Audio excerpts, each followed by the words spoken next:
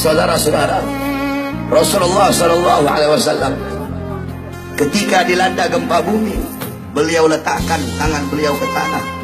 Kemudian beliau berkata, wahai bumi, belum saatnya bagimu. Wahai bumi, belum saatnya bagimu. Kemudian beliau berkata, maksiat apa yang telah kalian lakukan sehingga Allah Subhanahu wa taala berikan gempa bumi ini kepada kita. Sayyidina Umar bin Khattab radhiyallahu anhu ketika dilanda gempa bumi, beliau berkata, sungguh terlalu cepat kita bermaksiat kepada Allah sehingga Allah berikan ini gempa bumi kepada kita.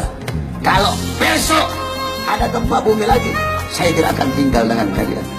Sayyidina Umar bin Abdul Aziz ketika dilanda gempa bumi, beliau kirim surat kepada seluruh para gubernur-gubernur yang isi suratnya, wahai para gubernur, bertaubatlah kepada Allah dan sedekahkan harta kalian di jalan Allah Subhanahu wa taala. Sayyidina Ka'ab bin Malik ketika dilanda gempa bumi, apa kata beliau? Tidaklah bumi bergoncang, tidaklah bumi bergetar, kecuali terlalu banyak hamba-hamba yang berbuat dosa di atasnya, sehingga bumi bergetar, bumi bergoncang karena malu dan takut kepada Allah atas terlalu banyak hamba-hamba yang berbuat dosa di atas bumi.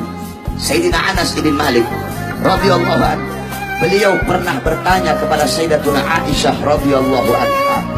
Apa kata Sayyidina Anas? Wahai Aisyah, bagaimana pendapatmu tentang gempa bumi? Apa kata Sayyidah Aisyah?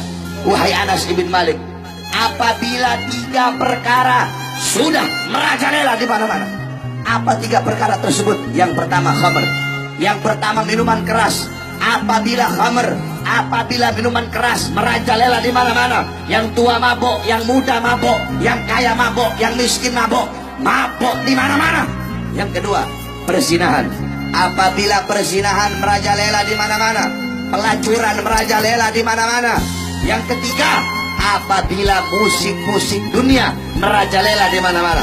Orang lupa baca Quran, lupa zikir, lupa tahlil, lupa tahmid, lupa tasbih, lupa takbir, lupa tamjid, lupa istighosah, sibuk dengan musik-musik dunia.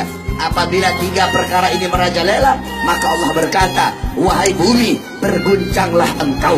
Wahai bumi, berguncanglah engkau.